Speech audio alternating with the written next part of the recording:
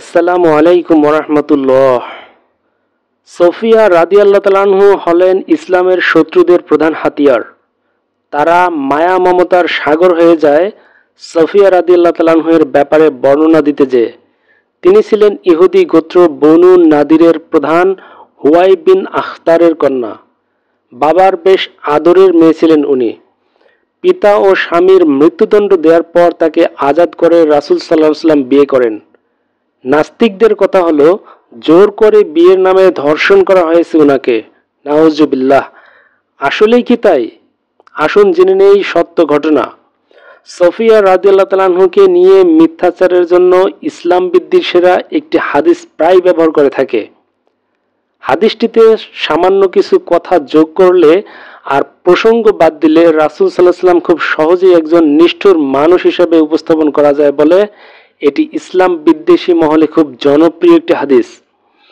আনাস রাদিয়াল্লাহু তাআলা আনহু বলেন, খয়বার যুদ্ধ শেষে যখন যুদ্ধবন্দীদের একত্রিত করা হয় তখন দাহিয়া কালবি এসে বলেন, ইয়া রাসূলুল্লাহ, আমাকে বন্দীদের থেকে একটা দাসী প্রদান করুন।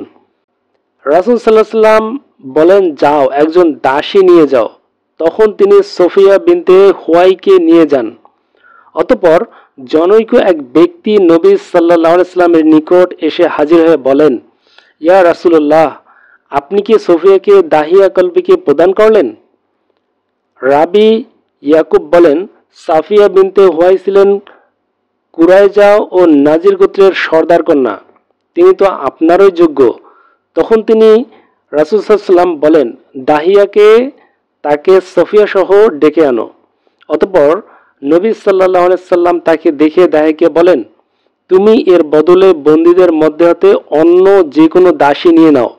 অবশেষে নবী সাল্লাল্লাহু আলাইহি ওয়াসাল্লাম তাকে আজাদ করে দেন এবং তাকে বিবাহ করেন। প্রিয় দর্শক, আমরা এখানে সুস্পষ্টভাবে দেখছি রাসূল সাল্লাল্লাহু আলাইহি ওয়াসাল্লাম এর কাছে এসে একজন জানালো যে গোত্র প্রধানের কন্যা সাধারণ লোকের জন্য দেয়া হয়েছে এবং তখন রাসূল সাল্লাল্লাহু আলাইহি ওয়াসাল্লাম তাকে আনতে বললেন এবং তাকে প্রথম মুক্তি দিলেন এবং পরে বিয়ে করেন।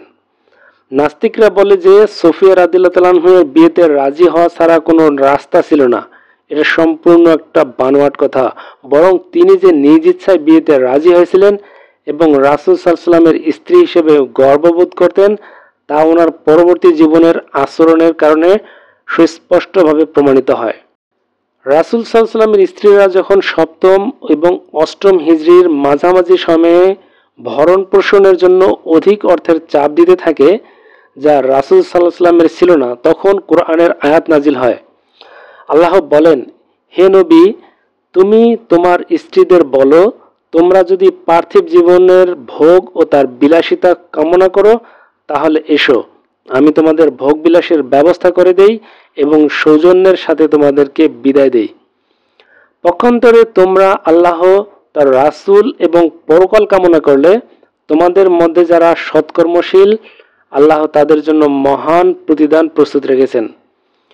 বিভিন্ন দেশ জয়লাভ করার পর যখন মুসলিমদের অবস্থা পূর্বের তুলনায় কিছুটা সচল হয় তখন মুজাহির ও আনসারদের স্ত্রীদের দেখাদেখি মহানবী সাল্লাল্লাহু আলাইহি ওয়াসাল্লামের স্ত্রীগণও ভরণ পোষণের পরিমাণ বৃদ্ধির দাবি জানালেন। নবী সাল্লাল্লাহু আলাইহি ওয়াসাল্লাম যেহেতু বিলাসহীন জীবনযাপন পছন্দ করতেন সেহেতু স্ত্রীদের এই দাবিতে বড় দুঃখিত হলেন এবং 1 মাসের জন্য স্ত্রীদের নিকট থেকে আলাদা হয়ে একাকী বাস করলেন। অবশেষে আল্লাহ তাআলা এই আয়াত অবতীর্ণ করলেন। উক্ত আয়াত অবতীর্ণ হওয়ার পর সর্বপ্রথম তিনি আয়েশা রাদিয়াল্লাহু তাআলা আনহুকে উক্ত আয়াত শুনিয়ে তাকে তার সংসারে থাকা ও না থাকার ব্যাপারে এখতিয়ার দিলেন এবং বললেন, নিজে সিদ্ধান্ত না নিয়ে পিতামাতার পরামর্শ নিয়ে যা করার করবে। আয়েশা রাদিয়াল্লাহু তাআলা আনহা বললেন, আপনার বিষয়ে পরামর্শ করব তা কি করে হয়, বরং আমি আল্লাহ তার রাসূলকে পছন্দ করি। অন্য সকল স্ত্রীগণও এই একই মত ব্যক্ত করলেন এবং কেউ নবী সাল্লাল্লাহু আলাইহি ওয়াসাল্লামকে ত্যাগ করে পার্থিব প্রাচুর্য ও সুখ স্বাচ্ছন্দ্যকে প্রাধান্য দিলেন না। সেই সময় নবী সাল্লাল্লাহু আলাইহি ওয়াসাল্লাম এর সংসারে 9 জন স্ত্রী ছিলেন। 5 জন ছিলেন কুরাইশ বংশের, আয়েশা, হাফসা, উম্মে হাবিবা, সাউদা, উম্মে সালমা রাদিয়াল্লাহু তাআলা এবং এছাড়াও বাকি 4 জন হলেন সাফিয়া, মাইমুনা, জাইনাব ও জুওয়ারিয়া রাদিয়াল্লাহু তাআলা আনহু। প্রিয় দর্শক, সুস্পষ্টভাবে অন্য স্ত্রীদের সাথে সফিয়া রাদিয়াল্লাহু তাআলা আনহুকেও সুযোগ দেওয়া হয়েছিল, কিন্তু তিনি রাসূল সাল্লাল্লাহু আলাইহি ওয়াসাল্লামের সাথে থেকে যাওয়ার সিদ্ধান্ত নেন। কেন তিনি রাসূল সাল্লাল্লাহু আলাইহি ওয়াসাল্লামের স্ত্রী হিসেবে থেকে গেলেন? রাসূল সাল্লাল্লাহু আলাইহি ওয়াসাল্লামকে অপছন্দ করলে বা ঘৃণা করলে কি তিনি তালাকের সুযোগ গ্রহণ করতেন না? জোর করে বিয়ে যদি হতো তবেই কি তিনি এই সুযোগ লুফে নিতেন না? তার মানে সুস্পষ্টভাবে প্রমাণিত হয় যে সফিয়া রাদিয়াল্লাহু তাআলা আনহু স্বেচ্ছায় রাসূল সাল্লাল্লাহু আলাইহি ওয়াসাল্লামকে বিয়ে করেন এবং অত্যন্ত অনুগত মুসলিম হিসেবে জীবন অতিবাহিত করেন। শুধু তাই নয়, রাসূল সাল্লাল্লাহু আলাইহি ওয়াসাল্লামের মৃত্যুর সময় সফিয়া রাদিয়াল্লাহু তাআলা আনহা এর বয়স ছিল মাত্র 21 বছর এবং এর পর আরও 39 বছর তিনি জীবিত ছিলেন। এই সময় তিনি পারলে অন্য কাউকে বিয়ে করতে পারতেন। এই সময় তিনি ছিলেন অত্যন্ত পরহেজগার মুসলিম। সফিয়া রাদিয়াল্লাহু তাআলা আনহু নিজে যেই বিয়েতে খুশি ছিলেন এবং গর্ব করতেন, সেই বিয়ের ব্যাপারে কেন নাস্তিকরা প্রশ্ন তুলে? কি তাদের উদ্দেশ্য? কেমন ছিল সফিয়া রাদিয়াল্লাহু তাআলা আনহার প্রতি রাসূল সাল্লাল্লাহু আলাইহি ওয়াসাল্লামের আচরণ? একবার আয়েশা রাদিয়াল্লাহু তাআলা আনহু সামান্য ইশারায় সফিয়া রাদিয়াল্লাহু তাআলা আনহার ব্যাপারে কথা বলেন, কিন্তু রাসূল সাল্লাল্লাহু আলাইহি ওয়াসাল্লাম প্রচণ্ড রাগ করেন। আয়েশা রাদিয়াল্লাহু তাআলা আনহু বলেন, আমি নবী সাল্লাল্লাহু আলাইহি ওয়াসাল্লামকে বললাম, সফিয়া রাদিয়াল্লাহু তাআলা আনহার ব্যাপারে আপনার জন্য এতটুকুই যে সে এরূপ, অর্থাৎ তিনি খাটো। তিনি বললেন, তুমি এমন একটি কথা বলেছ যা সমুদ্রে মিশিয়ে দিলে তাতে সমুদ্রের পানির রং পাল্টে যাবে। আয়েশা রাদিয়াল্লাহু তাআলা বলেন, আমি এক ব্যক্তিকে অঙ্গভঙ্গির মাধ্যমে নকল করলাম। তিনি বললেন, আমাকে এত এত সম্পদ দেয়া হলেও আমি কারো অনুকরণ পছন্দ করব না। ভ্রমণে যাবার সময় রাসূল সাল্লাল্লাহু আলাইহি ওয়াসাল্লাম তার হাঁটু সফিয়া রাদিয়াল্লাহু তাআলার জন্য বিছিয়ে দিতেন, যাতে তিনি তাতে পা দিয়ে উটের পিঠে চড়তে পারেন। চিন্তা করুন, বিশ্বজাহানের সর্বশ্রেষ্ঠ মহামানব তার স্ত্রীকে উটের পিঠে উঠানোর জন্য নিজে হাঁটু গেড়ে বসতেন এবং সেই হাঁটুতে পা রেখে সফিয়া রাদিয়াল্লাহু তাআলা আনহু উটের পিঠে উঠতেন। সফিয়া রাদিয়াল্লাহু তাআলা আনহু বলেন, একবার ভ্রমণের সময় নবী আমার প্রতি সীমাহীন মায়া মমতা দেখিয়েছিলেন। সে সময় আমার বয়স কম ছিল, তাই প্রায় সময়ই হাওদাতে বসে থাকতে আমার তন্দ্রা এসে যেত। সফিয়া রাদিয়াল্লাহু তাআলা আনহু বলেন, একবার ভ্রমণের সময় নবী সাল্লাল্লাহু আলাইহি ওয়াসাল্লাম আমার প্রতি সীমাহীন মায়া মমতা দেখিয়েছিলেন। সে সময় আমার বয়স কম ছিল, তাই প্রায় সময়ই হাওদাতে বসে থাকতে আমার তন্দ্রা এসে যেত আর আমার মাথা কাঠের হাওদাতে বাড়ি খেত।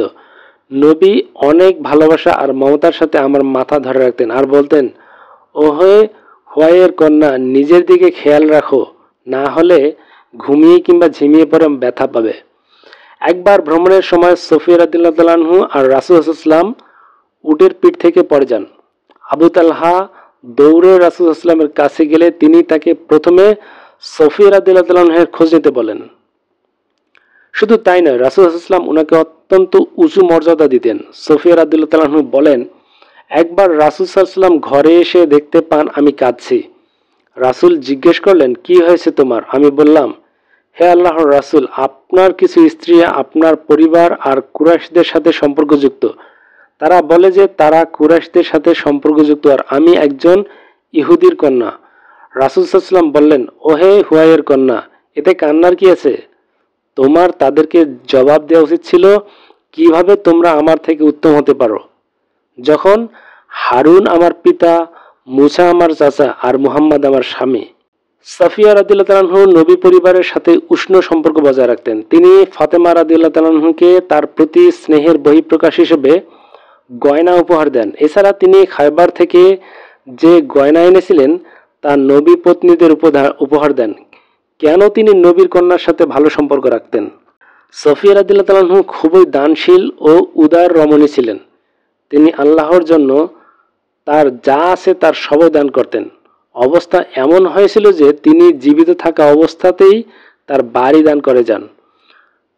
প্রখ্যাত ইতিহাসবিদ ইবনে কাসির রাহমাতুল্লাহ আলাইহি তার সম্পর্কে বলেন, ইবাদত, ধার্মিকতা, দুনিয়া বিমুখিতা এবং দানশীলতায় তিনি ছিলেন অন্যতম সেরা নারী। রাসূল সাল্লাল্লাহু আলাইহি ওয়াসাল্লামের ওফাতের পরও যিনি রাসূল সাল্লাল্লাহু আলাইহি ওয়াসাল্লামের দেখানো পথে চলেছেন, তিনি কি রাসূল সাল্লাল্লাহু আলাইহি সাল্লামের প্রতি সন্তুষ্ট ছিলেন না? প্রশ্নটা আপনাদের জন্য রইল প্রিয় দর্শক। আশা করি আপনারা বুঝতে পেরেছেন। ভালো থাকবেন। আল্লাহ হাফেজ।